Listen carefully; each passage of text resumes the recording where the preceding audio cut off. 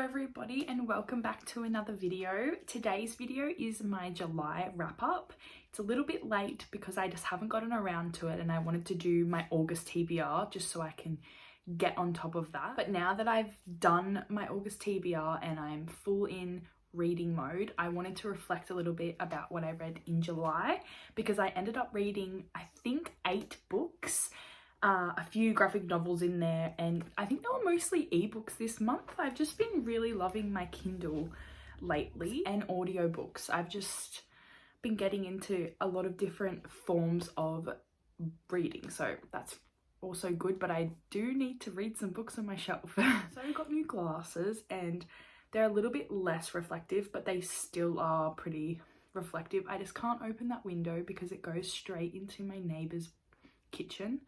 So that isn't great and I don't want to be like looking at them while I'm filming, like that will be really awkward. So I apologize, but like it's okay, just don't notice it. You probably will now that I pointed it out, but don't worry. The first book was Normal People and I listened to this on audiobook and I'm really glad that I did because of the Irish accents.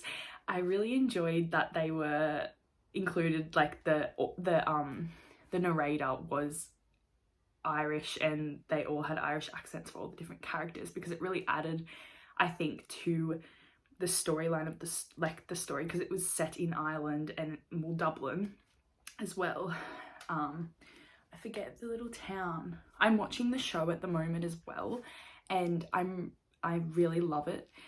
I'm on the last episode, but Daisy Edgar Jones, that was mainly why I wanted to read this because she's amazing. The book was equally as amazing. I think that the show really reflected the book's amazing elements of such a raw and emotional relationship, and it's just realistic. That's what I really liked about this book because it showed the struggle of going through high school and not knowing who you are and how you identify individually without your friends and how you move away from certain groups and stuff like that. And also, on the other hand, with Marianne's character, I really think that it was just amazing. Her character inspired me. I wish I had her strength and courage.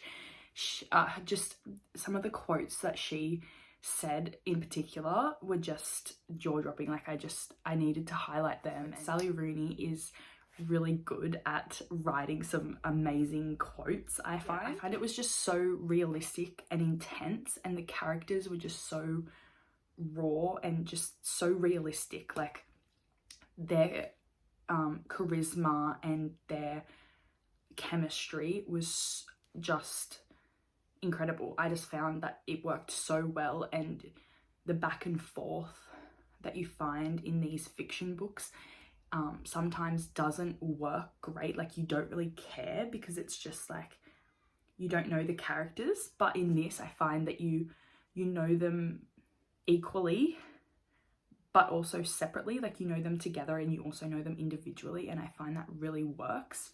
As there is like a little bit of a time jump, not really, but I find there's 2 sides of this book, like one when they're in high school and then one when they go to university. I find that that works really well because things don't always work out in high school. I find with just general fiction, I don't really care about the characters, but in this book, I really was rooting for them individually, not just together. So I really like that aspect because always I want them to be together, but in this case, some of the time it was better for them not to be, and I enjoyed how it was shown that that was the truth, and they weren't just, it wasn't just romance, it was real life struggles separate to romance and how that impacted their relationship. But yeah, just the realistic setting about this book was amazing, and I really recommend it probably as a first book to read if you want to get into Sally Rooney. Okay, so the next book was Verity by Colleen Hoover, and if you don't know, I really enjoy Colleen Hoover. There has been a few instances where I haven't enjoyed them as much. in particular Hopeless. That was my least favourite book, and it's people's favourites. Like, I can't believe it. Verity for me was not it. It was, and then it wasn't. I read it in one day, and I'm glad that I did, because I feel like if I kept stopping, I would have got the shits. Like, I would have kept getting more and more annoyed as I reflected on it. I wouldn't, like, it was good that I didn't have the time to reflect on it at each moment, because I might have hated it the whole way through. Reading it in one day, I found that about, I would say 75% of the book was really good. But then when it took a turn, kind of the climax of the story, when what you have been waiting for happens, that is when I just hated it. And I find this a lot with Colleen Hoover, that the endings are always quite rushed, and she doesn't really know how to do that as well as the romance. Like, the romance is always great and you always want them, but I didn't realize this was like a kind of a thriller.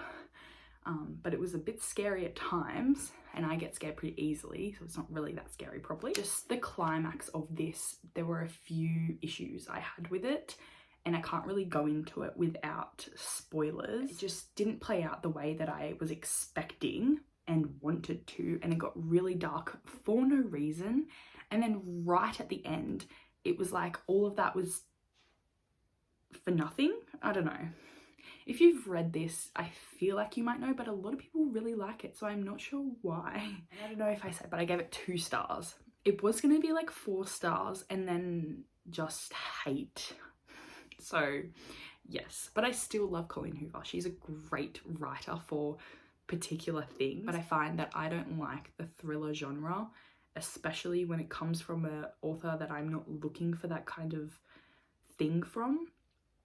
I'm looking for like sad romance, which she normally gives. Like, It Ends With Us, Reminders of Him, Ugly Love. Oh my god, Ugly Love. The Slam series was my absolute favourite. I want to reread that because I wonder if my feelings have changed, but maybe it is because I'm a little bit older now and I see things in different ways, that maybe I won't enjoy these books as much, but I'm really not sure. The next book I read was The Night Circus by Erin Morgenstern, and I gave this 3.5 stars. It's a book that's been on my shelf for a very, very long time, and I've been meaning to pick it up for that long as well. I finally did, because I saw Books with Chloe read it and absolutely love it, and so I decided to pick it up, and it was just okay for me. I found the writing to be amazing, and the quotes in it and everything were just beautiful, breathtaking. The writing was just beautiful. The atmosphere and the environment that this was set in was just incredible, and it reminded me a lot of the Shadow Market from Shadowhunters, and I just felt like Kit was going to come out at any moment and be involved in this somehow. And that took me back to the Shadowhunters, so I enjoyed that little aspect of it and just the beauty of the Night Circus. But I found myself not really caring about the characters and the kind of overall plot of the book. It is, again, something I wouldn't normally read, so I find that I have issues getting into it, and it's hard for me to really enjoy it when I'm so not used to reading this kind of genre. Yeah, it's just one of those books where you kind of like reflect on it and go, what even happened? The next books I read were 2 Zodiac Academy books, so The Origins of an Academy Bully and Ruthless Fae, and I gave these both 5 stars. So the Origins one is a little novella that doesn't really add much to the story, but I found that it added to me because I love these. 5 stars, both of them, because both of them are just amazing. I'm really enjoying this series so far, and I can only see it getting better. This little novella, it shows Darius and Orion's little relationship they have outside, like how they're connected and how their families are kind of connected, which I found really built on what happens in the next book, The Reckoning. I find, or maybe it was Ruthless Fae. I'm getting them a bit too confused because I'm reading them back to back. This little novella actually added to the story and gave us that background knowledge from their perspective, which I enjoyed.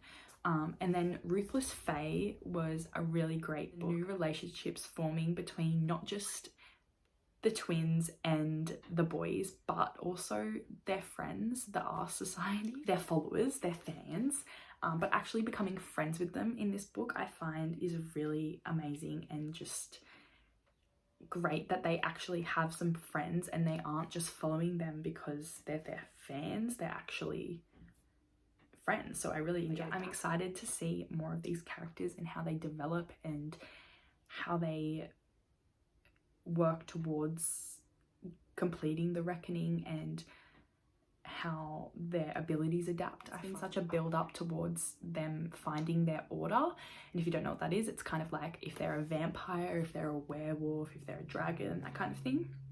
But hopefully we're going to find that out in the next book, because there's been lots of lead up and I'm just waiting for it to happen. Another thing in this book I found is Vance Orion, his messages to Darcy. They are what's keeping me alive. I'm living for that. Everything about them two is just giving me all the vibes, and the party and the pool, if you know, you know. I think that was in the book. I'm praying that it's in the book. They're all getting so confused to me and so mixed up, but if you know, you know. I really recommend this series. Please read it. The next book I read was You and Me on Vacation by Emily Henry. And Emily Henry is another author that I really enjoy reading and listening to audiobooks, because so easy to read and I always finish it in one sitting. Her and Beth O'Leary, I just love their little quick romance in this book because it had so much travel in it, and again, like the struggles of finishing a part of your life and then for some reason that stuff stops and then you have to find yourself without it. Like for high school, like what do you do after high school? You're without like all these people every day and you just try to find yourself and what you actually like, and you kind of lose yourself for a while and then find yourself again, hopefully. Still working on that. Just maybe want to travel the world and see it and just say yes to every single thing that ever comes across. It also reminded me that you need to remember where you come from and that people do care about you, and you just need to reflect on those certain things in your life as well. Alex and Poppy were just such great characters, and the chemistry between them, I loved it, and just I loved it. I really enjoy her books, so I really recommend if you want like something light. Last two books I read were the first two volumes of Olympus, and I was obsessed with these. I am obsessed with these. They are so great. Probably my new favorite graphic novel series. It was a webtoon and now it's being developed into graphic novel by Rachel Smith. Is so good. I really recommend if you love Greek gods and goddesses, and even if you don't know much about them, you will be obsessed with this story. Definitely brush up on your mythology. There is a lot of characters and relationships that you might not understand so much, because everyone is kind of related and everyone's this person's cousin and everyone's this person's daughter and son and mother and father. As another addition to the Greek mythology world, I find them so amazing to add to the personalities of these gods and goddesses, because Hades is someone that I have always found funny in every edition I've read, like Percy Jackson, and I'm pretty sure it's Percy Jackson when I see Hades. They obviously see Hades, but there's like a few books that I've read where they come across Hades and he's so funny, but he can also be like a complete annoying ass. So, which I kind of is represented in this book too. Love seeing these new personality traits, and it just adds so much to what you already know of these characters.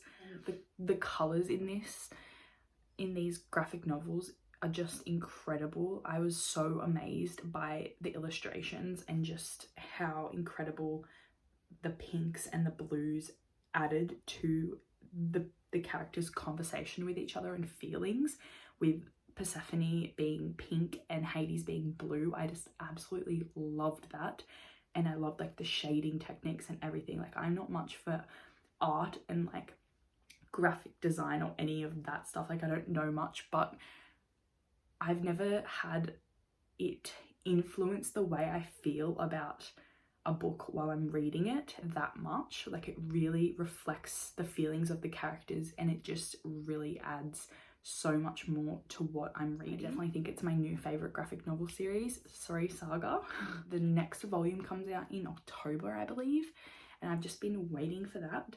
So that is my July wrap up. I hope you enjoyed looking at all the books I read in July. Thank you very much for watching, and I will see you in my next video.